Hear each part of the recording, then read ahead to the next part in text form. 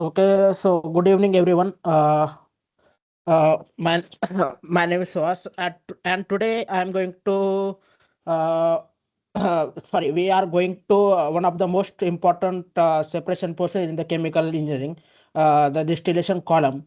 Distillation plays a vital role in the industry, such as oil refining, petrochemicals, and pharmaceuticals.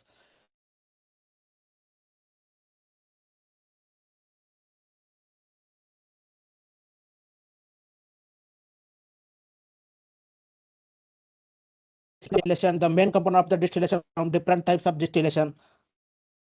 Then, uh, how they are used in the industry. So let's begin this our journey into the understanding how to distillation make modern chemical process possible. Sir, you will continue your today's session. Uh, Okay, okay.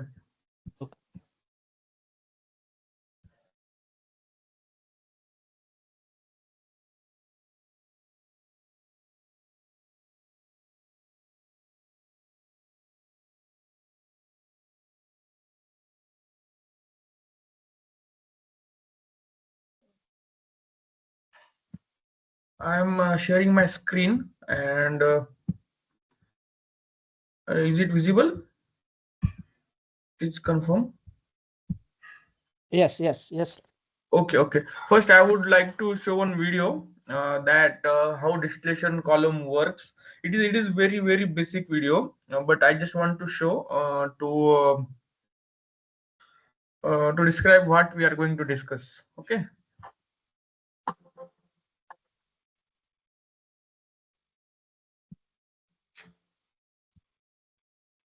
So this is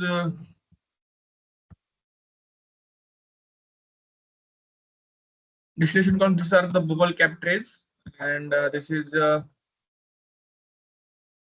liquid.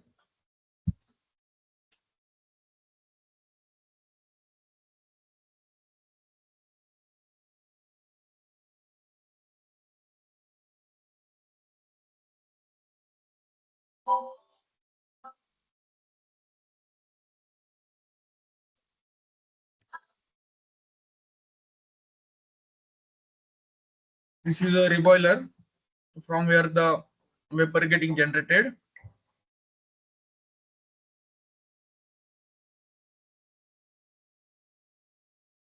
This is condenser. From here, reflux will be fed to the column.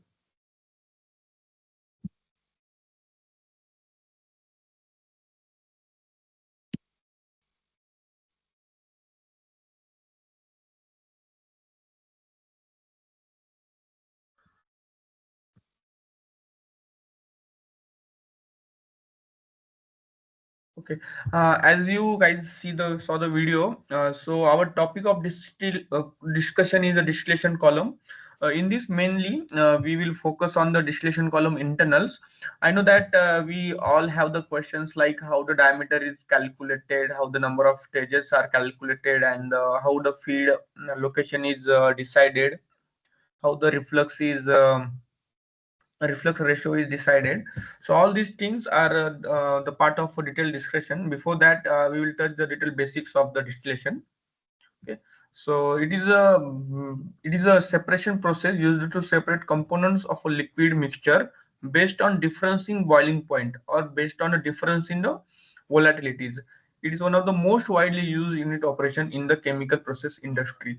So you see the process industry across from considering from the pharmaceuticals to the large refineries and the petrochemical complexes. The distillation column plays a very important role in this industry.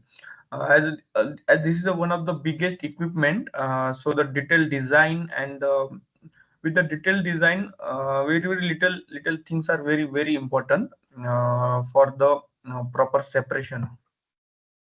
So it is basically it is based on the principles of Raoult's law, Dalton's law, and vapor liquid equilibrium. These laws, as we have studied in the college, this talks about the partial pressure, the molar fraction, and those things, and this liquid vapor liquid equilibrium. Based on these laws, the McCap-Thiele method and the various other methods are derived. So the most basic method, the graphical method, McCap-Thiele method. So that is also based on this vapor liquid equilibrium only. And based on that we decide a number of stages. So this part is very crucial for the separation, as and later going to the types of distillation. So we understood the basic distillation, what is distillation, and in detail there are various types of distillation. The distillation column are different types of distillation column are based on either the process or the type of internals we are using. So say like for the most basic types of column is tray column and packed column. Okay, and based on the type of reaction, not reaction but process, there are the types of column like continuous distillation column, batch distillation column, and then there is a vacuum distillation column in which we operate the column in the vacuum. Then there is azeotropic distillation column and extractive distillation column. These all uses internals like trays and packing, but only few things are different. Like in azeotropic column we add another entrainer which will form azeotrope with one of the components, and it will help the components to stay separate. And similarly in extractive distillation we add one component which will alter the boiling points. When the two components are boiling at similar boiling points, then we have to add another component which will form one another mixture to boil it at a different boiling point, and then with the help of the internals we will separate them. Till now, if any question, please feel free to ask, because this I may be going a little bit different. But if you have any questions, you can ask me anytime. You will ask. You will ask in Hindi also, in Marathi also. So there is no any language barrier here. Yes, yes. So You all guys are Marathi? some of people Marathi and also Hindi people. So we will in continue in Hindi and also some mix English. So you will ask any question. If you have any question Okay. about any distillation column, means which type of types of distillation column, you will ask. Yes, yes. And if there is any question in chat box, please inform me. Yes, yes, yes sir. Okay. हम आपको sir बताते हैं. Okay, Yes. चलेगा चलेगा, ठीक. Yes. ये है हम डिस्टिलेशन कॉलम के बारे में. ये मतलब अभी तो हमको मोस्ट, जब इंटरनल्स के बारे में हम बात कर रहे हैं ना, तो हमारे पास दो ही ऑप्शन है. आइदर हम ट्रे कॉलम में जा सकते हैं या फिर पैक्ड कॉलम में जा सकते हैं. अभी ट्रे कॉलम कैसे चूज करना, पैक्ड कॉलम कैसे चूज करना, ये हम पे डिपेंड है. जो इंटरनल के जो लोग हैं, जैसे कि अभी आपको पता है, जैसे अपनी sorry. Okay, sir. Your voice is breaking, sir. Your voice is breaking.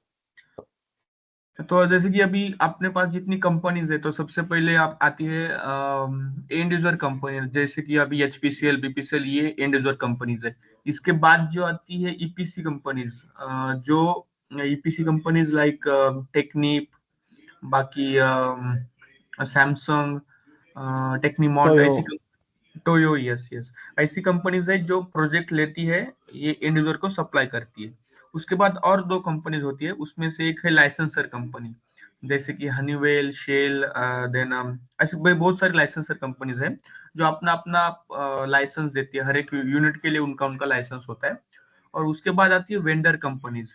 जो वेंडर कंपनीज जैसे कि डिस्टिलेशन कॉलम के बारे में जो होगी, तो वो डिस्टिलेशन कॉलम के अंदर जो इंटरनल्स है, ट्रे और पैकिंग, तो वो सप्लाई करती है वो कंपनीज. वो कंपनीज जो पैकिंग एंड ट्रेज है, वो प्रोप्राइटरी आइटम्स होते हैं. अभी valve trays, packing, structure packing, random packing, तो उनका उनका अपना अपना उसके लिए नाम होता है, उसकी उसकी एक साइज होती है. और वही कंपनीज वो इंटरनल्स देती है। तो अभी मार्केट में सबसे बड़ी दो कंपनीज है, एक कोग्लिच बोल के है और एक है सुलझर।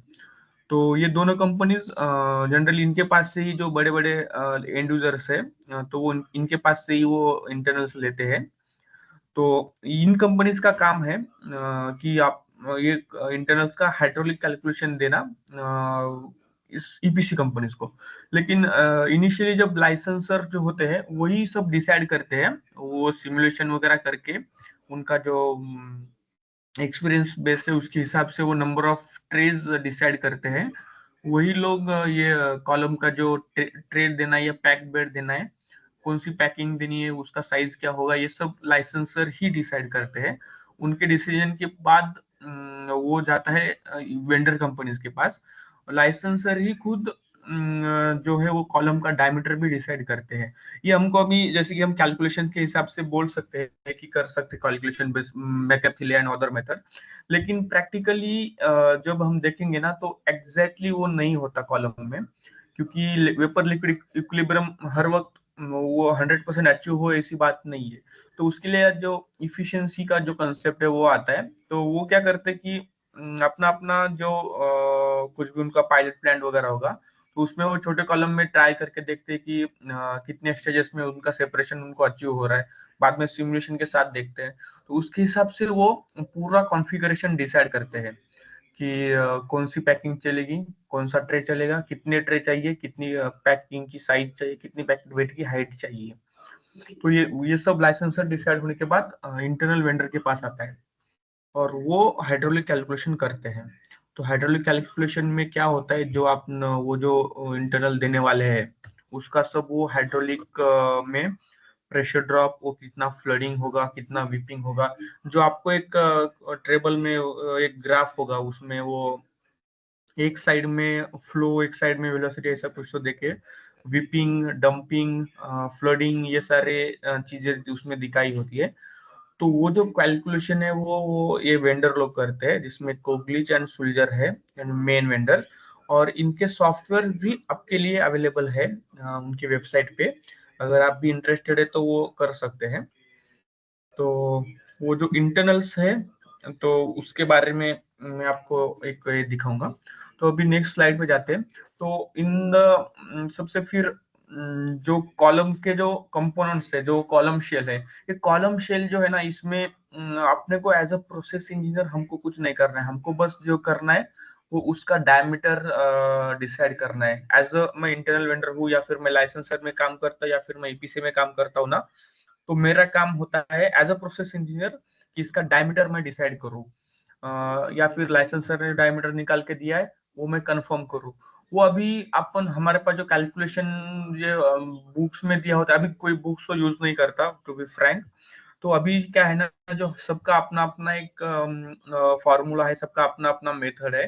तो वो लोग अपने अपने हिसाब से करते हैं। जब जैसे कि आप अगर देखोगे कोग्लिच, उनका वो पैरामीटर्स यूज करके वो उनके फॉर्मूला यूज करेंगे, उनके कोरिलेशंस होते हैं। और उनका जो सॉफ्टवेयर है वो जो केजी टावर बोल के है, तो उसमें आप हाइड्रोलिक सेल्फ लोड वगैरह डालोगे ना, तो आप डायमीटर उसमें इनपुट कर सकते हो। उसके हिसाब से उसका कितना लोडिंग आ रहा है, फ्लोडिंग आ रहा है, कितना विपिंग आ रहा है, कितना प्रेशर ड्रॉप आ रहा है, वो आप देख सकते हो।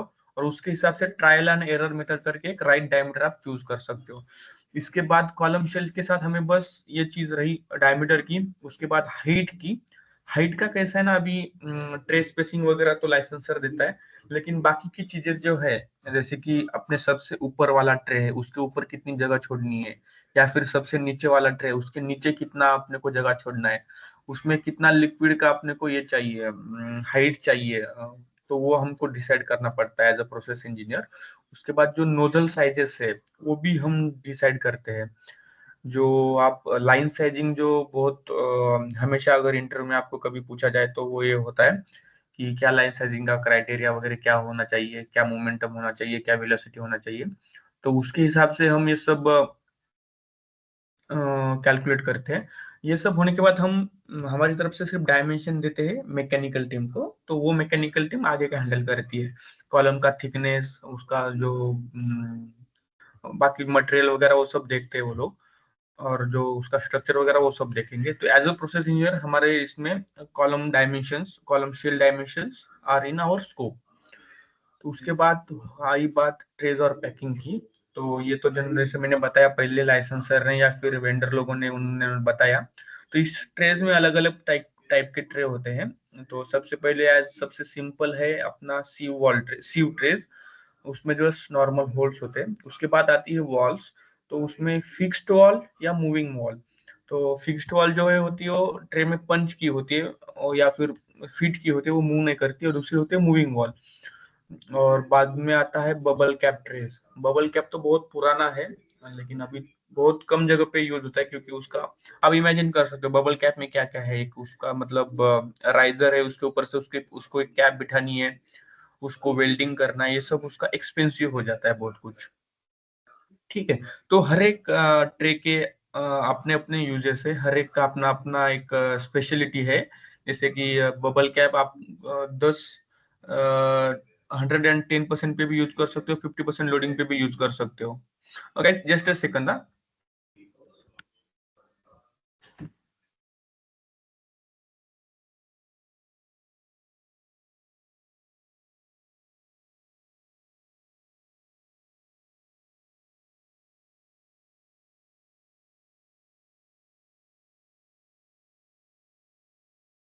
आई एम ऑडिबल ना? Hello. Yes sir. Okay okay okay, हाँ।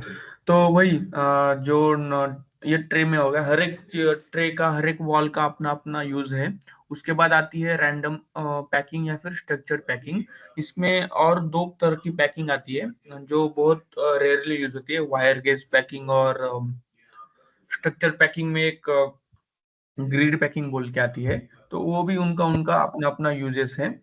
तो ये जो चीजें हैं ये Also there is some in the structure packing we consider the Mela pack or BX or CY series also there. Yes, yes. So that Yes. Mela pack is nothing but the type of structure packing, and it is the trademark of Sulzer, the company I mentioned earlier, Sulzer. तो उनका जो है वो मेला pack बोल के वो उस नाम से सेल करते हैं। उसका इक्विवेलेंट जो है वो है कोग्लिच का फ्लेक्सी पैक पैकिंग। आप अगर दोनों के ब्राउजर वगैरह कभी देखोगे ना, तो उसमें 250Y 250X और उसके आगे मेला पैक या फिर फ्लेक्सी पैक नाम बोल के आता है। तो ये सब जो है ना वो बस नाम है, मेला पैक एंड फ्लेक्सी पैक। और जो 250 साइज है वो उसका सरफेस एरिया दिखाती है।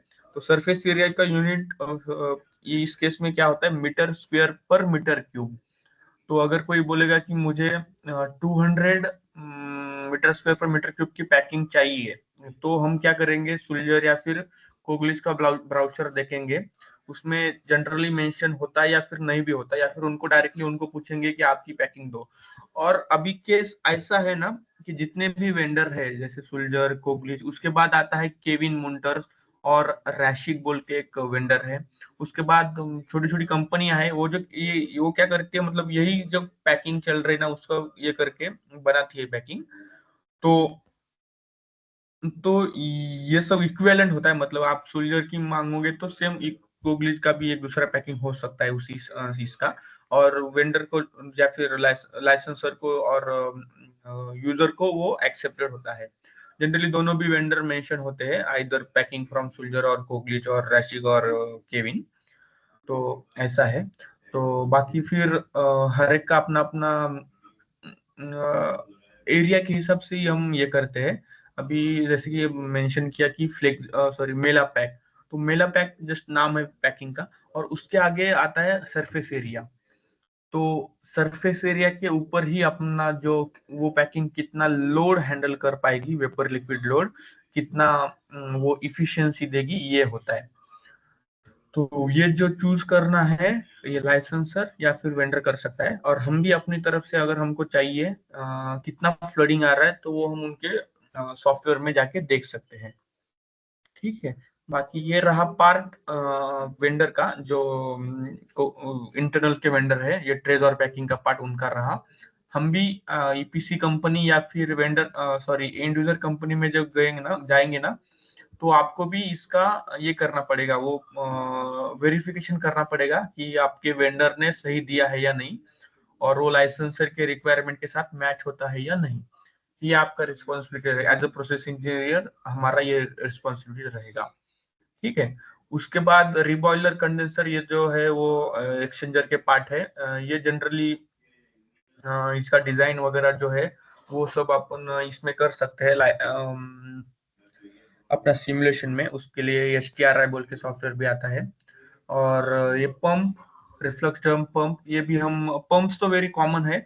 आप कहीं पे भी इंटरनेट पे अगर जाके सर्च करोगे ना पंप डिजाइन, अभी कोई ग्रुप पे भी डिस्कस कर रहे थे शायद हम, तो इसलिए ये ओपन टू ऑल मटेरियल है। इसका जो मटेरियल है, इतना सारा मटेरियल आपको इंटरनेट पे मिल जाएगा। ठीक है। तो जो हमको अभी हमारा जो टॉपिक है ट्रेस पैकिंग, तो नेक्स्ट इस पे जाता हूँ मैं। ये जैसे ऑपरेशन कंट्रोल है, इसमें रिफ्लक्स रेशो, ये सब चीजें हम जो है ना हमारा जो प्रोडक्ट की क्वालिटी है इस सब पे ऊपर डिपेंड करती है।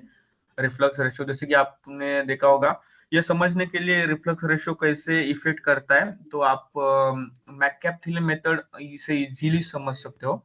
उसमें जो रेक्टिफाइंग सेक्शन, स्ट्रिपिंग सेक्शन का जो लाइंस है, उसका जो अपना ये जो उसमें जो ये आता है अपना फीड वाई जो रेशो आता है, उसमें हम रिफ्लक्स रेशो का आर को ये करते हैं हम उसमें ये रेक्टिफाइंग सेक्शन के लिए करते हैं।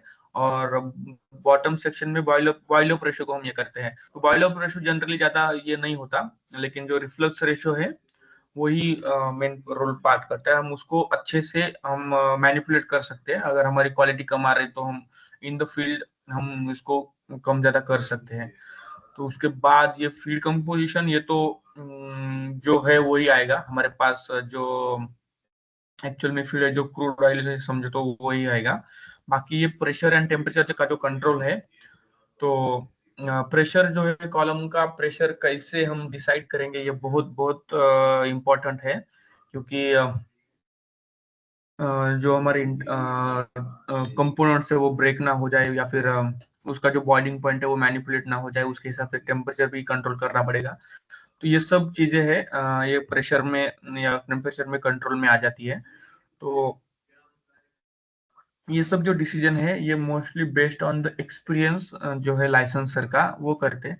अभी कोई भी अभी ऐसा केस है ना कि आप अपना समझो आप इंडस्ट्री डालने जा रहे हो रिफाइनरी, तो आप खुद से अपना मन से ये नहीं करोगे कि मैं ये यूनिट लगाऊंगा, क्योंकि क्या है ना, आपके पास वो ये नहीं होगा उतना, इतने साल का जो एक्सपीरियंस है वो लाइसेंसर के पास ही है।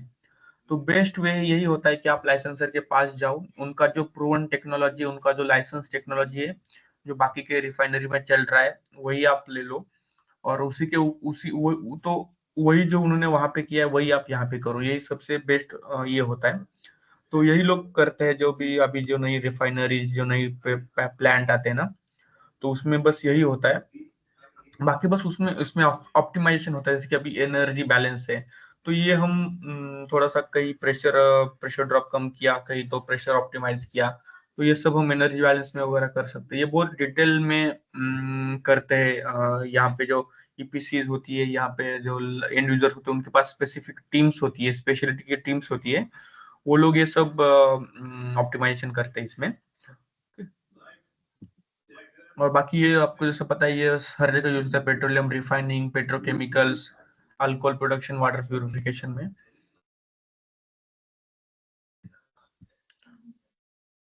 तो ये था जस्ट एक बेसिक समरी था इस डिस्टिलेशन के बारे में। तो मैं अभी आपको एक ब्राउशर दिखाऊंगा जो मेरे पास अवेलेबल है, जिसमें पैक्ड टावर में जो इंटरनल्स होते हैं ना, वो मैं आपको दिखाऊंगा। तो पैक टावर में जैसे कि आप जस्ट इमेजिन करो, अभी आपके पास एक जैसे कि आपने इस केस में देखा, ये भले ही ट्रेक के लिए था, तो लेकिन आप जैसे देख सकते हो, तो इसमें सबसे पहले इंपॉर्टेंट है कॉलम, कॉलम का शेल डायमेंशन, ये तो हम बाद में देखेंगे। लेकिन जो इंपॉर्टेंट है वो फीड, ये फीड आने का पाइप, फीड पाइप। इसमें हमारे पास 2 या 3 टोटल कॉलम के कॉन्फ़िगरेशन 3 से 4 पाइप होते हैं, जैसे कि एक फीड आने के लिए कंपलसरी चाहिए चाहिए। उसके बाद अगर आपके कॉलम में रिफ्लक्स है तो रिफ्लक्स के लिए एक फीड पाइप होगा। उसके बाद ओवरहेड वेपर जो जाएगा ऊपर से, तो उसके लिए एक ये देखिए यहाँ पे, हाँ, तो ये ऊपर ये इसके लिए एक नोजल होगा, सॉरी नोजल बोलना चाहता हूँ मैं, पाइप तो ये बाद में अंदर आएगा, ठीक है। तो ये एक पाइप, ये एक नोजल हो गया, ये एक नोजल हो गया रिफ्लक्स के लिए एक। उसके बाद जो आएगा रिबॉयलर के लिए एक नोजल रहेगा, और जो हमारा लिक्विड सेपरेट हो गया है रिबॉयलर में जाने के लिए, तो उसके लिए बॉटम में एक नोजल होगा। तो हमारे केस में जो इंटरनल्स वेंडर है उनको ये जो लिक्विड है रिफ्लक्स वाला या फिर फीड वाला, तो उसको कॉलम में के अंदर ट्रे के ऊपर या फिर पैकिंग के ऊपर इक्वली डिस्ट्रीब्यूट करना पड़ता है। तो उसके लिए अलग अलग इक्विपमेंट होते हैं, जैसे कि आपने अभी सुना होगा लिक्विड डिस्ट्रीब्यूटर बोल के। तो ये ऐसे डिस्ट्रीब्यूटर होते हैं, ये सबसे बेसिक टाइप का डिस्ट्रीब्यूटर, पैन डिस्ट्रीब्यूटर। तो इसके अंदर आपका फीड पाइप आएगा कॉलम के अंदर, ये पैकिंग के ऊपर होगा, यहाँ पे जो होल से नीचे, तो उसमें से लिक्विड पैकिंग के ऊपर डिस्ट्रीब्यूट होगा। और ये जो राइजर्स है, इसको राइजर बोलते हैं, इसमें से नीचे का वेपर ऊपर जाएगा। ये देखिए, ये जो है ये इसके ऊपर वेपर लिक्विड कॉन्टेक्टिंग नहीं होती, ये मास ट्रांसफर का स्टेज नहीं है, ठीक है। तो इसमें अलग अलग जैसे रिक्वायरमेंट के अनुसार ये होता है, इसका टाइप्स है। तो रिक्वायरमेंट वही है, आपका डायमीटर कितना है और आपका फ्लो रेट कितना है। ये जो फ्लो रेट है, लिक्विड रेट, ये आपका इस यूनिट में है, देखो मीटर क्यूब आवर पर मीटर स्क्वायर। तो इसमें मीटर क्यूब पर आवर जो आपका है लिक्विड का है, आप जस्ट केजी पर आवर को डेंसिटी से डिवाइड करोगे, और ये जो मीटर स्क्वायर है ये कॉलम के डायमीटर को दर्शाता है, मतलब किसी भी डायमीटर में के साथ आप कंपेयर कर सकते हो लिक्विड रेट को, यस। तो इसलिए ये इसको फ्लक्स बोल के हम यूज करते हैं। तो बाकी इसके जस्ट एक ये है सारे प्रॉपर्टीज उसके जो कुछ भी है। उसके बाद है just deck deck type distributor, आप इसमें देख सकते हो 6000 मीटर तक यूज कर सकते हैं कॉलम में, और ये जो है 900 mm तक ही यूज कर सकते हैं। तो हर एक का अपना अपना एक खासियत है, हर एक का अपना अपना एक एप्लीकेशन है, और इसका डिटेल डिजाइन जो है वो वेंडर करेंगे। जैसे कि इस केस में ये जो है, इसका मॉडल नंबर दिया है उन्होंने 117, 116, 117, ये कोक ग्लिच का मॉडल है, ठीक है। तो सेम सिमिलरली ऐसा ही सुल्जर का ही होगा, ऐसा ही रैशिक का भी होगा, ऐसा ही थोड़ा बहुत डिफरेंस होगा, बस उसका नाम अलग होगा, बाद में जो स्ट्रक्चर है वो सब सेम रहेगा, ठीक है। ये रहा उसका डेक डिस्ट्रीब्यूटर। उसके बाद है ट्रफ डिस्ट्रीब्यूटर, ये ट्रफ डिस्ट्रीब्यूटर, इसमें ट्रफ्स होती है। तो इन दोनों में मेन डिफरेंस यही है, ये सीड ट्रे की तरह है, इसमें ओपन एरिया जो आपको मिलेगा वो थोड़ा कम मिलता है, और इस केस में आप देखोगे तो ये दो ट्रफ्स के बीच में जो है पूरा का पूरा ओपन है, तो इसमें 50% ओपन एरिया मिलता है। और ओपन एरिया क्यों हमको चाहिए, क्योंकि हमारा जो नीचे से वेपर आने वाला है उसको ये ना हो, प्रेशर प्रेशर हमको प्रेशर ड्रॉप कम करना है अल्टीमेटली, क्योंकि हम प्रेशर ड्रॉप कम करेंगे तभी तो हमको रिबॉयलर से एनर्जी इनपुट कम लगेगा, और इन द एंड अपना एनर्जी सेविंग होगा। तो जो कुछ भी हाइड्रोलिक्स का पर्पस होगा, जो कुछ भी डिटेल डिजाइनिंग का पर्पस होगा, वो यही होगा कि अपना प्रेशर ड्रॉप कम किया जाए। ये रहा डिस्ट्रीब्यूटर, ये भी सेम ट्रप टाइप डिस्ट्रीब्यूटर है, ये आप देख सकते हो, ये जो एक असेंबली है। तो ये इतना अगर आप में से किसी ने प्लांट में काम किया है तो आप सोच सकते हो मतलब कितना ज्यादा से ज्यादा कितना बड़ा डायमीटर हो सकता है कॉलम का। कैन एनीबडी से आपने कहीं देखा है, मतलब सबसे बड़ा कॉलम डायमीटर आपने कितना देखा है? 1.6 मीटर। 1.6 मीटर। ओके, 1.6 मीटर, मतलब ये तो बहुत ये है, नॉर्मल है। तो अभी आप कॉलम रिफाइनरी में क्रूड कॉलम सीडीयू वीडियो देखोगे ना, तो उसका डायमीटर होता है 10 से 15 मीटर का। आप जस्ट इमेजिन करो 10 से 15 मीटर कितना बड़ा होगा डायमीटर, और उस डायमीटर में आपको ट्रे लगाने हैं, उस डायमीटर में आपको इंटरनल्स लगाने हैं, जैसे कि अभी ये पैकिंग हो गई, उसकी उतनी बड़ी पैकिंग उसमें लगानी है। तो ये सारे ट्रफ असेंबलीज का पूरा डिजाइन, इसमें लिक्विड, ये फीड पाइप देखिए कितना बड़ा, ये यहाँ पे आदमी छोटा सा खड़ा है। तो ये सब जो है ये बहुत बहुत मतलब लार्ज स्केल पे होता है, और इसका डिटेल एक एक इसमें जो होल है वो सबका डिजाइन जो है वो बहुत कैलकुलेशन के साथ किया जाता है। ये जैसे कि अभी देख सकते हो आप, ये ट्रफ छोटा है सबसे लास्ट वाला, और सबसे बीच में जो ट्रफ होगा ना वो सबसे बड़ा होगा। तो इस ट्रफ को जितना लिक्विड जाएगा और इस ट्रफ को जितना लिक्विड जाएगा उसके हिसाब से ये जो पाइप है ऊपर का इसके होल्स भी डिजाइन किए जाएंगे। तो ये सब मतलब चीजें हैं जो इंटरनल वेंडर जो देखते हैं और वही इसकी गारंटी भी देते हैं। ठीक है, तो यही है डिस्ट्रीब्यूटर। तो उसके बाद है दूसरा इंटरनल, ये फीड पाइप जैसे कि मैंने बताया। अगर आपका ट्रे है तो आपको डिस्ट्रीब्यूटर की जरूरत नहीं पड़ती, क्योंकि आपका अगर ट्रे होगा तो आपका ये फीड पाइप जो है डायरेक्टली ट्रे के इनलेट एरिया पे आ सकता है। ठीक है, जैसा कि हमने इस वीडियो में देखा। तो ये देखिए, इस केस में आप देख सकते हो ये ट्रे है, ये ट्रे का इनलेट एरिया है जहाँ पे वॉल्स नहीं है, और ये फीड पाइप है, ये नोजल ही है, और ये जस्ट एक इसको फॉल्स डाउन कमर बोलते हैं। तो यहाँ पे लिक्विड आ रहा है, ये लिक्विड ये ट्रे से इस साइड में मूव होगा और नीचे से वेपर आके इस बबल कैप में से इन्वर्टेड फ्लो लेके यहाँ पे एक्चुअल कॉन्टेक्टिंग बस इसी एरिया में होगी। ये जो वॉल्स है बस यही इतना ही एक्टिव एरिया है। ठीक है, और बाकी ये जो रहा ये डाउन कमर, ये लिक्विड नीचे जाएगा, यहाँ पे कोई भी वेपर लिक्विड कॉन्टेक्टिंग होनी नहीं चाहिए। ठीक है, इसी तरह ये डिजाइन हो जाएगा।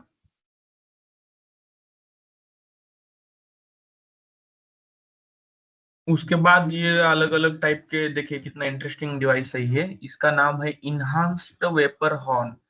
जैसे कि मैंने बताया कि अपना वेपर सॉरी वैक्यूम कॉलम और क्रूड कॉलम, इसमें जो आएगा हमारा फीड, तो वैक्यूम कॉलम में जो फीड आएगा तो वो एटमॉस्फेरिक कॉलम का बॉटम से आएगा। तो वो फीड बहुत हाईली वेपराइज होता है, और मोस्टली टू फेज फीड होता है, उसमें वेपर लिक्विड का मिक्सचर भी हो सकता है। तो उसको कॉलम के अंदर अच्छे से डिस्ट्रीब्यूट करने के लिए ये डिवाइस यूज होता है। तो इसमें आप देख सकते हो यहाँ से नोजल है, ये कॉलम है, यहाँ से ये फीड जाएगा, और इसमें छोटे छोटे छोटे ये जो है इसमें से वो बाहर आके ऊपर जाएगा, और जो कुछ लिक्विड होगा वो नीचे जाएगा। तो ऐसे अलग अलग इक्विपमेंट्स हैं। ये भी देखिए, ये जो है इसका नाम है यॉर्क इवन फ्लो। आपने कभी कभी ये नाम सुना होगा, शू पेंटेटर। तो वो ये उसी का इक्विवेलेंट डिवाइस है। बस ये लोग इसको यॉर्क इवन फ्लो बोलते हैं, और जो सुलजर और शेल वाले हैं उसको शू पेंटेटर बोलते हैं। इसमें इसका भी सेम वही काम है। आपको ये वेसल्स में भी दिखेगा, बहुत सारे वेसल्स में दिखेगा, जहाँ पे सिर्फ डिमिस्टर है और नीचे इनलेट डिवाइस है। तो ये हम उस वक्त यूज करेंगे जब हमको कॉलम डायमीटर छोटा चाहिए, लेकिन जो फीड आ रही है उसका मोमेंटम बहुत ज्यादा है, तो उस केस में इसका यूज होता है। बाकी कलेक्टर्स, अगर आपके पास दो बेड है, उस दोनों के दो बेड के बीच में आपको ऊपर के बेड का लिक्विड कलेक्ट करके नीचे डिस्ट्रीब्यूट करना पड़ता है, उसके लिए लिक्विड कलेक्टर यूज होते हैं।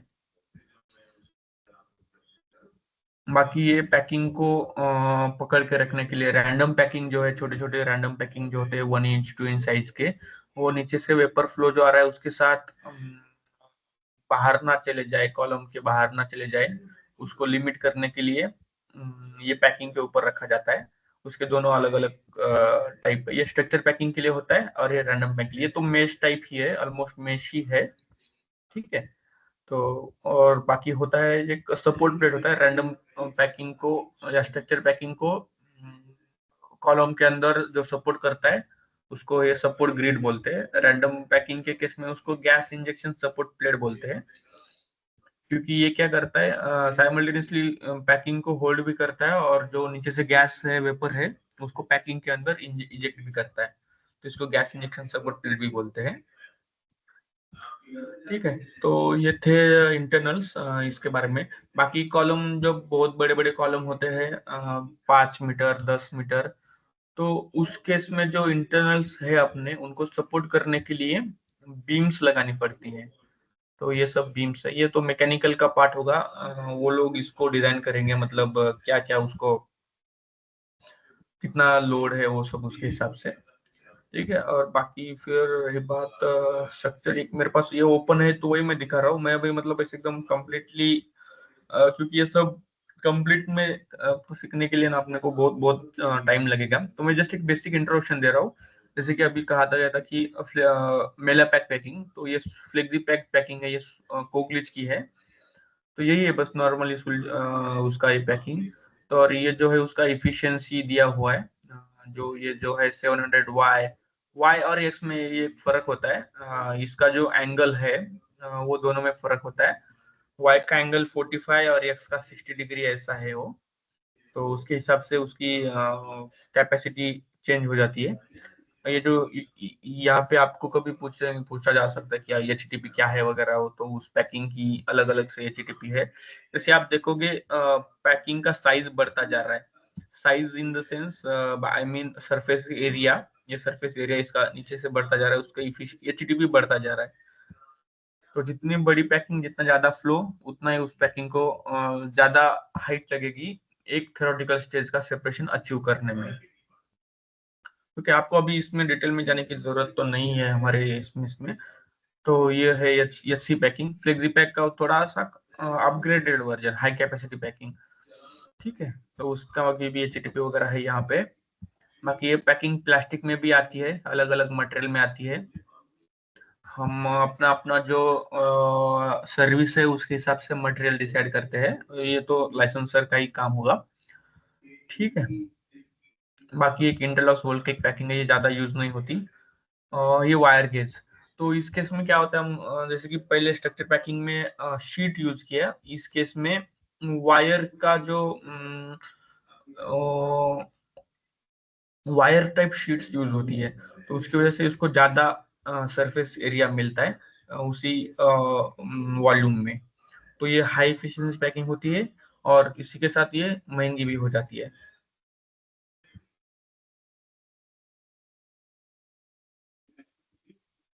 ठीक है, ये बस उसके एप्लीकेशन है। इसके अलावा अगर आपको कुछ स्पेसिफिक किसी चीज के बारे में चाहिए तो मैं बता सकता हूँ अभी, क्योंकि मेरे साइड से अचानक से प्रेजेंटेशन हुआ तो मैं कुछ मटेरियल मेरे पास तो नहीं था। तो तो आप तो नाउ आप जो कुछ भी आपके पास क्वेश्चंस है वो आप पूछ सकते हो। हम्म, कुछ भी क्वेश्चन हो, कई कई का भी हो, कैलकुलेशन का भी हो, इंस्टॉलेशन का भी हो, या फिर कोई भी डाउट होगा आपका तो आप बिंदास पूछ सकते हो मुझसे। Sir, just explain in detail HTTP, sir. Height equivalent to theoretical press means उसमें क्या होता है, मतलब height equivalent to theoretical plates में कैसे, मतलब height divided by number of theoretical plates कैसे करते हैं, और मतलब मीन्स वहाँ पे फिर एफ फैक्टर क्या है, वो भी मतलब एफ फैक्टर मतलब जो फ्लडिंग फैक्टर जो है तो वो यस, कैसे कैलकुलेट करते हैं, और flooding factor means how to calculate that the vapor velocity into under vapor density, then we calculate the F factor means F factor क्यों calculate करते हैं actual में। Yes, yes, yes, okay, okay. तो देखिए, अभी मैं सबसे पहले यह फैक्टर के बारे में बताऊं। तो यह फैक्टर का क्या है, जो हमारा कॉलम जो है उसको हम, हर एक कॉलम अलग अलग डायमीटर है। बेसिकली कोई भी दो कॉलम सेम नहीं होंगे, इतना आप ये कर लीजिए। तो उस कॉलम को हर एक को एक पर्टिकुलर टर्म में डिफाइन करने के लिए हमने यह फैक्टर का जो यह फैक्टर जो इंडस्ट्री में बोले था मोमेंटम फैक्टर भी उसको बोलते हैं। तो वो क्या होता है, आपका जो वेलोसिटी है वेपर का, वो वेलोसिटी उसको मीटर के ऊपर आवर में ये करके उसका डेंसिटी निकाल के, तो जो रोवी स्क्वायर का जो फॉर्मूला, या फिर उसको ये मोमेंटम फैक्टर बोलते हैं रोवी स्क्वायर को। और उसको ये फैक्टर में जाएंगे तो आप वी स्क्वायर रूट ऑफ रो वो जो आएगा। तो उसका एक लिमिट फिक्स किया हुआ है, हर एक कंपनी ने अपना अपना। तो उसके हिसाब से कॉलम का डायमीटर आपका फिक्स होगा। तो समझो आपके पास पर्टिकुलर फ्लो का वेलोसिटी का एक वेपर है। तो आप उसका ये फैक्टर निकालोगे, समझो कोई भी एक डायमीटर के लिए, पर्टिकुलर डायमीटर के लिए, समझो फॉर 5 डायमीटर, 5 मीटर के डायमीटर के लिए आप उसका ये फैक्टर निकालोगे। आपका लिमिट में लिखा हुआ है कि आपका यह फैक्टर 1 चाहिए, 2 चाहिए। अगर वो नहीं तो आप वो ट्रायल एंड एरर करके उसको आप डायमीटर को कम ज्यादा कर सकते हो। तो ये फैक्टर का कंसेप्ट है। इसका लिमिट जो है मुझे एग्जैक्टली वो लिमिट्स अभी मैं बता नहीं पाऊंगा। मतलब तो सर हम्म, अभी फ्लडिंग फैक्टर के लिए 1.8 फॉर बेटर सेपरेशन रहता है फ्लडिंग के लिए। नहीं, अभी क्या है ना, देखो फ्लडिंग एंड ये जो है ना, ये फैक्टर दोनों अलग अलग है। तो ये ओके ओके फैक्टर जो है कॉलम का डायमीटर वेपर के हिसाब से निकालने के लिए है। और फ्लडिंग जो है ना, जो हम 80% रखते हैं, 80% फ्लडिंग रखते हैं, वो जो है वो ट्रे और पैकिंग के लिए है। तो वो ट्रे और पैकिंग की कैपेसिटी दिखाता है। यस सर यस यस हाँ हाँ। और ये दोनों भी आप जब ये करोगे ना, एक आपको अगर चाहिए तो आप इसको डिटेल में जाना है ना किसी को भी, तो कोग्लिच बुलेटिन 4900 आप सर्च कर सकते हो। या फिर अगर मुझे मिला तो मैं उसका लिंक आपको भेज दूंगा ग्रुप पे। तो उसमें ये सब डिटेल में आपको दिया हुआ है कि आपका फ्लड फैक्टर या फिर ये फेस कितना होना चाहिए। ठीक है। यस। तो अभी HTTP right, yes height equivalent transfer plate. Yes HTTP जो है सिर्फ पैकिंग के केस में। theoretical plate yes yes, theoretical plates वो सिर्फ यस पैकिंग के केस में यूज होगी। ट्रे के केस में तो आप जितना नंबर ऑफ स्टेजेस निकालोगे उसको आप इफिशिएंसी से मल्टीप्लाई करके उतना स्टेजेस, थ्योरेटिकल स्टेजेस वो डालोगे उसमें। तो HTTP जो है, जैसे कि मैंने अभी आपको इस स्ट्रक्चर पैकिंग में दिखाया था, कि उसके सामने HTTP लिखा हुआ था। तो वो जो है आपका जो एक थ्योरेटिकल स्टेज, मतलब आपका जो समझो कोई भी दो कंपोनेंट्स है, वो दोनों सेपरेट करने के लिए आपने इसमें मैककेप मेथड एज्यूम करते हैं सबसे पहले। ठीक है। आपने सब कैलकुलेशन किया, आपने आपका रिक्वायर्ड फ्लो रेट ये डाला, कंपोजिशन डाला, कितना आपको चाहिए, आपने डायग्राम वगैरह सब निकाली, और आपको उसमें 10 स्टेप निकले, 10 आपको स्टेजेस चाहिए, अगर वो ऐसा उसने दिखाया आपके मैककेप मेथड ने। ठीक है। तो आपका रिक्वायरमेंट है 10 स्टेजेस का। ठीक है। तो आपको चाहिए, आपको अभी पैकिंग सेलेक्ट करनी है। ठीक है। पैकिंग आप कोई भी सेलेक्ट कर सकते हो सबसे पहली बात। ठीक है। बस उसमें क्या है ना, आपको पैकिंग सेलेक्ट करने के बाद आपको जो पैकिंग की हाइट है, तो जैसे एक एग्जांपल लेते हैं, कोई भी पैकिंग उसका स्टैंडर्ड HTTP जो दिखाया था मैंने, उसको समझो 500 mm दिया है। तो उसका HTTP का कहना ये होता है कि 500 mm जो पैकिंग का हाइट है, उसमें उसका एक स्टेज अचीव होगा। तो जैसे कि अभी आपने कैलकुलेट किया आपको 10 स्टेज चाहिए, और वो जो पैकिंग हमने सेलेक्ट की है उसका HTTP 500 है, तो हमको वैसे 500 मल्टीप्लाइड बाई 10, तो हो गया 5000। तो आपको आपका 10 स्टेजेस उस पैकिंग में, पर्टिकुलर पैकिंग में अचीव करने के लिए आपको 5000 mm का बेड लगेगा। ये उसका कहना होता है। ठीक है। तो ये same case with random packing also and structure packing also. अभी ये इसमें ऐसा कहना कि जो दोनों भी जो है ना, उसका प्रोप्राइटरी आइटम्स है जो HTTP है। तो जनरली वेंडर्स बताते नहीं। और एक इसमें एक चीज रही बात, जो HTTP है वो हर एक सर्विस के लिए अलग अलग होगा। दो कंपोनेंट के लिए 500 है, तो दूसरे दो कंपोनेंट के लिए 510 520 हो सकता है। तो जो वेंडर जो देते हैं उनके ब्राउजर में, वो कुछ टिपिकल सिस्टम के लिए ही होता है, जो उन्होंने उनके पायलट प्लान में कैलकुलेट करके रखा है, वो बताते हैं। ठीक है। जैसे कि अभी ये देख रहा हूँ, मैं मेरे पास जो ओपन है वो, उसने ये लिखा है, HTTP values are estimated based on atmospheric distillation system with low relative velocity and good vapor liquid distribution। तो ये ऐसा उसने लिखा है। तो ये पर्टिकुलर सिस्टम कौन सी है ये अपने को पता नहीं है। और जब हम हमारा सिस्टम, हमारा जो जो सर्विस है वो उनको बताएंगे, तो उसके बाद ही वो कंफर्म कर पाएंगे, या फिर ये लाइसेंसर ही कंफर्म कर पाएगा। ठीक है। तो in the end HTTP summarise करता हूं मैं, HTTP वो एक पर्टिकुलर हाइट है सबसे पहले, जो एक पर्टिकुलर स्टेज अचीव करने में कितना पैकिंग का हाइट लगेगा ये बताती है। Okay. we have also one question about the acid value in pack column and structure value. Range of acid value, नहीं ये So जो है ना, most of the question is Praveen. Acid value generally ranges मतलब ज्यादा मतलब यहाँ पे पैक कॉलम में नहीं यूज, लेकिन वो जब रिफाइनिंग वेजिटेबल ऑयल्स और क्रूड ऑयल्स में जब एसिड वहाँ पे एसिड वैल्यू कंसिडर करते हैं, जनरल रेंजेस उसकी 0.5 mg पर KOH पे रहती है।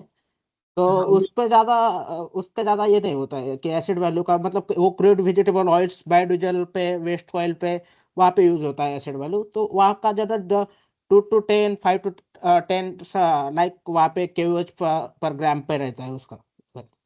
यस यस, वो तो इसका कंसेप्ट मतलब वो जो एसिड वैल्यू जो है वो हाँ, शायद removing of free fatty acid और acidic acid from yes lipids. Yes. तो अभी अभी मैं अभी चैट ओपन किया हूँ, इसमें क्वेश्चन है what is X and Y in structure packing. तो जैसे कि मैंने यस बताया, यस। ये जो है दो एंगल दर्शाते हैं। एक स्ट्रक्चर पैकिंग जो शीट है कोई भी, तो वो शीट्स को स्टैक करके बनाया गया है। और जो स्टैक करने का जो एंगल है वो एक तो 45 डिग्री सेल्सियस होता है, सॉरी सॉरी और सॉरी, 30 डिग्री सेल्सियस होता है। No no no, not 30, 45 degree और और sir 60 degree. Okay. Yes yes yes. तो जो 45 डिग्री या फिर, और सर दूसरा वहाँ पे एक पॉइंट है कि वाई टाइप में हाई प्रेशर ड्रॉप रहता है और एक्स टाइप में लो प्रेशर ड्रॉप रहता है हाँ yes as yes, compare to Y type. Right right. ये क्यों है? क्योंकि आप देखोगे ना, जो आप वो एंगल वगैरह निकाल के उसका नॉर्मल पाइथागोरस थ्योरम से वगैरह कैलकुलेशन करोगे ना, तो उसमें आपको ये समझता है कि जो यक्स टाइप ऑफ पैकिंग है तो वो ज्यादा फ्लो रेट दे सकती है। समझो हमारे पास कोई भी एक ही, हम कंपेयर कैसे करेंगे एरिया के साथ। हमारे पास 200 मीटर स्क्वायर पर मीटर क्यूब का पैकिंग है, यक्स टाइप का और वाई टाइप का। तो हम उसमें अगर फ्लो रेट डालेंगे ना, तो यक्स टाइप का जो पैकिंग होगा हमारा वो ज्यादा लोड ये कर पाएगा। तो उसकी वजह से इसमें प्रेशर ड्रॉप कम होगा यक्स टाइप में, और वाई टाइप में ज्यादा होगा। नेक्स्ट क्वेश्चन सर है कि अपना कॉलम डिजाइन कैलकुलेशन पैरामीटर। सो ध्रुव ध्रुव का क्वेश्चन है। यस यस तो yes. Dhruv, column design calculation is very big things in the distillation column. एक शॉर्ट में बताता हूँ। तो सबसे पहले हम कर हमारे पास दो चीजें हैं, एक तो कॉलम का डायमीटर है, दूसरा चीज है हाइट। तो कॉलम का डायमीटर वेपर और लिक्विड के लोड पे ऊपर डिपेंड होगा। उसका अलग अलग कोरिलेशन से, किसी का ग्राफ से वो एफएस वैल्यू है। तो वो हो गया डायमीटर का। बाद में हाइट जो आता है वो हम नंबर ऑफ स्टेजेस कैलकुलेट करेंगे, अपने सिमुलेशन में करेंगे या फिर अपने हैंड कैलकुलेशन भी आप कर सकते हो मैकैप मेथड से। तो वो नंबर ऑफ स्टेजेस आएंगी, उसके हिसाब से आप पैकिंग का हाइट सेलेक्ट करोगे, जैसे कि अभी हमने बताया एचटीपी और वो दोनों मिला के। या फिर ट्रेस हो गए तो उसके हिसाब से ट्रेस स्पेसिंग के हिसाब से आप ये करोगे। वो कॉलम का हाइट उसके हिसाब से ये करेगा। बाकी रहा बात इंटरनल्स के बारे में, तो उसमें मोस्ट इम्पोर्टेंट फ्लड होता है और प्रेशर ड्रॉप होता है। ठीक है, ये सब हम मैच करने का ट्राई करते हैं जितना हमारे पास अवेलेबल है उसमें। सो हमारे कोर्स में ये सब कंटिन्यू करेंगे, मतलब जो डिस्टिलेशन पार्ट है वो बहुत बड़ा पार्ट है। मे बी 2 to 3 hours भी उसमें डिस्टिलेशन पूरा कॉलम करने में लग सकते हैं कि पूरा स्टडी करने में और सभी कर। Yes yes yes. अभी देखो एक और क्वेश्चन है, can you please repeat the software name for the distillation column. तो सॉफ्टवेयर जो है डिस्टिलेशन कॉलम के इंटरनल्स के लिए है, एक का नाम है केजी टावर। आप एक कोग्लिच की वेबसाइट पे जाके ले सकते हो, फ्री है। और दूसरा है सुलकॉल, ये सुलजर की वेबसाइट पे जाके आप ले सकते हो। तो मैं आपको दोनों का नाम देता हूँ, दोनों कंपनियों का। और most of the distillation design manually करते नहीं, कौन सी भी company most of the design column software पे ही डिजाइन करते हैं, जस्ट लाइक एस्पेन और अदर। यस यस, क्योंकि नॉर्मल इसमें करना मुश्किल, बहुत इम्पॉसिबल है। क्योंकि आप देखोगे तो क्रूड कॉलम या फिर एटमॉस्फेरिक, जो रिफाइनरी के दो मेन कॉलम है, उसमें देखो हम हमारे पास मैकैप मेथड है वो बस दो कंपोनेंट्स के लिए है। और अगर आप उसको 10-15 कंपोनेंट के लिए करोगे ना, तो सालों लग जाएंगे। तो इसीलिए सिमुलेशन में बेस्ट ऑप्शन है। जितने सारे कंपोनेंट आपको डालना है उसमें आप डाल सकते हो, उसको अपन ट्रायल एरर मेथड से, वो जो भी एसपेन जो मेथड यूज करता है उससे वो ये हो जाएगा। और बाकी तो हैंड कैलकुलेशन तो अभी कोई नहीं करता, जैसे जितना मुझे पता है उसके हिसाब से। हैंड कैलकुलेशन आप कर सकते हो, जैसे कि आपका फीड कंपोजिशन में दो कंपोनेंट्स हो, आप कर सकते हो, करना है तो दो कंपोनेंट्स, तीन कंपोनेंट्स हो गए ना, तो इसके लिए आप कर सकते हो। और बाकी पैकिंग और ट्रे का कैलकुलेशन है वो आप हैंड कैलकुलेशन में कर सकते हो, क्योंकि उसमें अपने को जो कंपोनेंट्स है उसका कुछ लेना देना नहीं होता। Yes yes.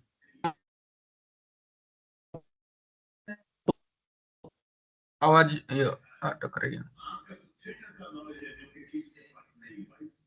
हेलो हाँ हाँ, yes yes. Hello yes yes something. तो आप वहाँ पे कंपोजिशन कैसे निकाल सकते हैं, तो वो वाला कैलकुलेशन आप मैन्युअली पार्ट कर सकते हैं, in Excel sheet also calculate कर सकते हैं। मतलब आपका टॉप का कंपोजिशन और बॉटम में कंपोजिशन कितना रहेगा आपका, जैसे डिस्टिलेट में और इसके रेसिड्यू में yes F yes. Equal to D plus W, वहाँ पे आप उसका फ्रैक्शन निकाल सकते हैं। हाँ हाँ, यस।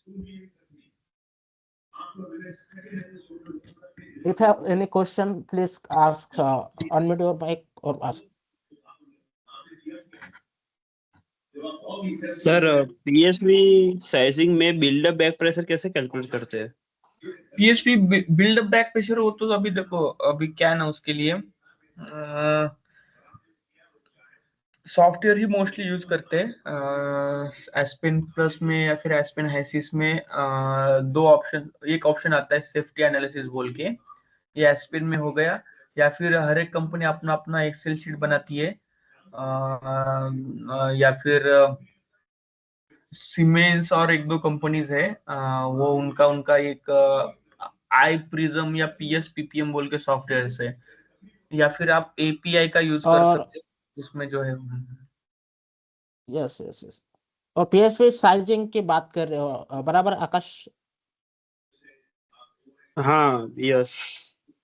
यस, तो वहां पे आप एरिया का फार्मूला लगा सकते हो, जैसे कि मतलब जो उसका मास फ्लो रेट रहेगा डिवाइडेड बाय आपका जो गैस कांस्टेंट रहेगा, डिपेंडेंट ऑन स्पेसिफिक उसका जो हीट्स रहेगा, और आपका जो डिस्चार्ज कोएफिशिएंट रहेगा, जैसे कि फॉर गैसेस और लिक्विड अलग अलग रहता है, तो उस हिसाब से फिर बस इनटू फिर पी भी हाँ प्रेशर भी रहेगा। हाँ सर। वो पता है sir, just buildup back pressure और रिलीफ लोड का जानना था, ये दो चीज कैसे निकालते हैं, और कोई ओके ओके, वो रेफरेंस तो है वी विल क्या शेयर पढ़ने इन द के ग्रुप लिए? Also sir.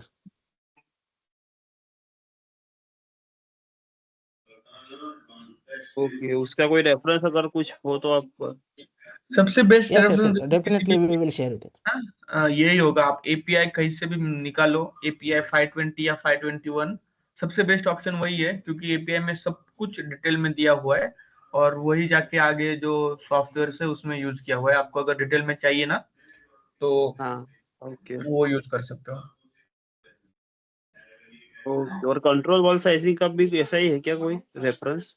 उसके लिए रेफरेंस देखो, उसके लिए कोई तो एक कर्न या फिर कुछ तो एक्सेल शीट या फिर कुछ तो रेफरेंस है, नहीं तो उसके फिर लिए आप। भी एक एक्सेल शीट है कंट्रोल ऑल साइजिंग के लिए, तो I think we will share, okay we will share.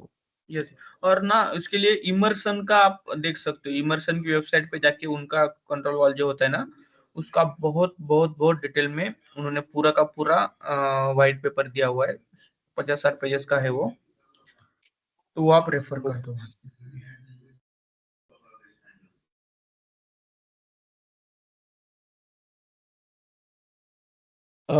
If किसको कुछ क्वेश्चन है तो आप बोल सकते हो।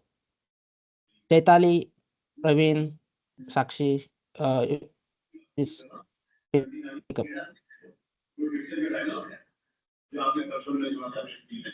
ये एच टी आर आई डाउनलोड वगैरह तो हम कर सकते हैं, बट सर उसका रेफरेंस स्टडी ऐसा कुछ है नहीं नहीं नहीं, देखो नहीं नहीं समझने के लिए? आकाश, वो तो अवेलेबल तो नहीं है होगा कहीं पे, लेकिन उसके कोर्सेस हम स्टार्ट करने वाले हैं जल्दी, STRI के, so we will share some देखो देखो उसका क्या है शॉर्टली, वी ना, will share. H T R I Aspen plus Aspen HYSYS जो है ना, वो लाइसेंस, ये है लाइसेंस, मतलब क्या है ना, उसका जो एक एक लाइसेंस है बहुत महंगा होता है। हम में से मतलब कोई जो कंपनीज है, अभी देखो कोई भी ईपीसी वाली कंपनी वगैरह हो गया, उनके पास भी 10-15-20 इतने लाइसेंस होते हैं। उनका जो चार्जेस है एक एक लाइसेंस का लाखों में होता है, तो जनरली किसी इंडिविजुअल के पास तो वो नहीं होता। तो सबसे बेस्ट ऑप्शन है कि अगर आपको करना है तो आपकी कॉलेज में जो कैड वगैरह होगा तो वही आप यूज करो। नहीं तो फिर DW सिम जो इसका है शायद free licence sorry free simulation software आप डाल दो इस पे गूगल पे, तो आपको 2-3 सॉफ्टवेयर मिलेंगे। आप बस उसी में करो, सेम इंटरफेस बाकी के इसमें होगा, STRI में वगैरह होगा।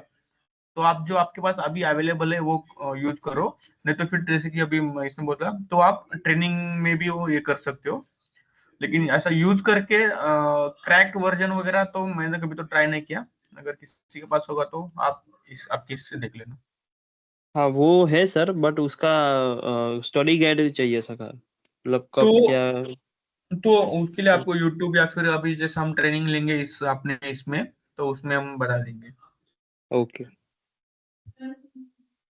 मतलब हम वहाँ पे डिटेल में कैसे डिस्टिलेशन करते हैं, मतलब हाउ सॉफ्टवेयर पे ही मोस्ट ऑफ द अभी कंपनी सॉफ्टवेयर पे डिस्टिलेशन डिजाइन करती है, तो हम भी सॉफ्टवेयर पे ही सिखाएंगे कि कैसे डिस्टिलेशन सॉफ्टवेयर पे डिजाइन होता है।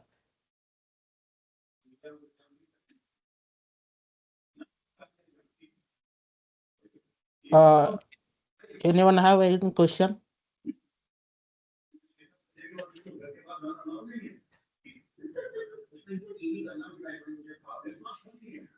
विपुल? अगर क्वेश्चन नहीं है ना तो फिर अभी हम कंक्लूड करते हैं। और अगर आपको डिस्टिलेशन अगर कुछ डिटेल में चाहिए ना तो मैं एक बुक का नाम दे देता हूँ। अक्षय शायद has raised hand. Akshay. I have a question regarding production. समझो सर, एखादा बॉइलिंग पॉइंट जिसका माइनस में है तो उसका डिस्टिलेशन कैसा होगा? यस, अगर बॉइलिंग पॉइंट माइनस में है ना तो उसको ये होता है उसको नाम है देखो उसके लिए भी ये होता है तो नाइट्रोजन एयर सेपरेशन यूनिट जो होते हैं अभी आपको दो चार कंपनी का क्रायोजेनिक। नाम। हाँ yes, cryogenic. Thank you thank you thank you. तो ये क्रायोजेनिक जो है ना, क्रायोजेनिक डिस्टिलेशन होता है। उसमें क्या करते हैं, अभी एग्जांपल देता हूँ मैं। एयर प्रोडक्ट्स, एयर लिके, लिंडे, ये जो कंपनीज है ये एयर सेपरेशन करती है। जो नेचुरल एयर है वो कंप्रेस करके उसको -161 डिग्री तक वो लेके जाते हैं, और वो नाइट्रोजन ऑक्सीजन का जो है वो लिक्विफाई करते हैं। और सेम डिस्टिलेशन होता है उनका भी। बाकी उसमें बस उसमें फर्क यही होगा कि उतना अपने को टेम्परेचर माइनस में लेके जाना है। जैसे कि उसने बताया कि क्रायोजेनिक बोलते हैं उसको, तो उसका उतना टेम्परेचर लेके जाएंगे।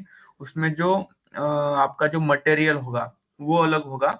हमारे नॉर्मल में हम स्टील यूज करते हैं, स्टेनलेस स्टील 304 और 316।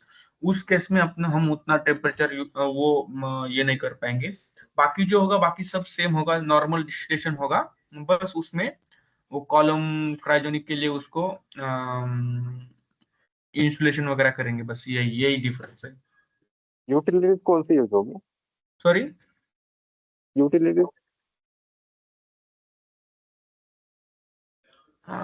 मुझे नहीं, I couldn't understand your question. Utilities कौन सी यूज होगी? यूटिलिटी आपका ब्राइन यूज करना पड़ेगा आपसे। अच्छा, वो तो उसको तो मुझे यूटिलिटी की उसके बात कर रहे हो? बारे। यस यस यस, आप एक बार देख लेना वो okay sir, insulation. Thank you thank you. Yes yes yes, हाँ। आप उसके बारे में डिटेल में चाहिए ना तो ये जो कंपनीज है ना, एयर प्रोडक्ट्स, एयर लिके, लिंडे, इनकी वेबसाइट पे जाके उनका ब्राउजर वगैरह देख के ना तो अच्छे से उसमें इन्फो निकाल सकते हो। वही 3-4 कंपनीज है जो ये एयर सॉरी क्रायोजेनिक करती है। So, thank you for listening. To conclude, distillation remains the cornerstone of the chemical process industry. It is not just about the separating liquid, but about the achieving purity, efficiency, and sustainability in production. So, I hope this presentation help you understand the fundamentals of how the distillation column works and importance of engineering application. Thank you once again, sir, for joining us today. Sir वो And book का नाम बता रहे थे कुछ? Yes yes, group का नाम type किया, बुक का distillation book. By Henry Kister. Yes, ये बुक है। हेनरी किस्टर एक राइटर है। उनके 2-4 अच्छे खासे बुक्स है। मतलब उनको गॉड ऑफ डिस्टिलेशन बोला जाता है। अभी भी वो मतलब ये है, वो अभी फ्लोर कंपनी में यूएस में गए तो जॉब करते हैं। तो उनके 2-4 बुक है, distillation design, distillation operation by Henry Kister. आप गूगल पे डालो distillation by Henry Kister, PDF डालो, वो उसका आपको बुक्स मिल जाएंगे। Okay, sir. Thank you, sir. Thank you so much for joining us today. Thank you, all of you, for joining this session. Thank you. We will meet our next section on pump on next Saturday. Thank you so much. Thank you so much everyone.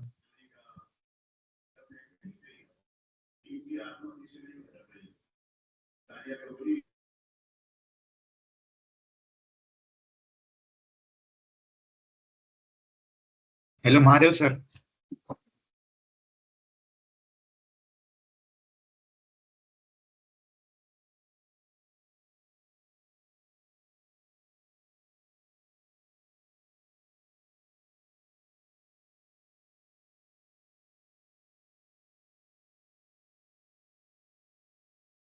Hello.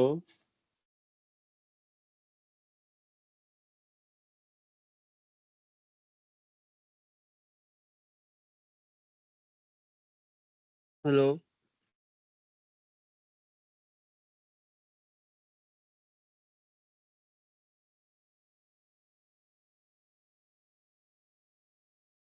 Hello.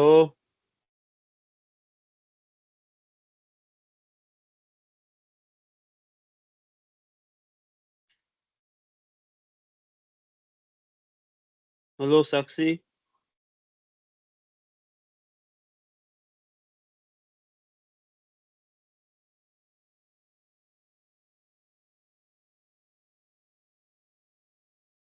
Hmm.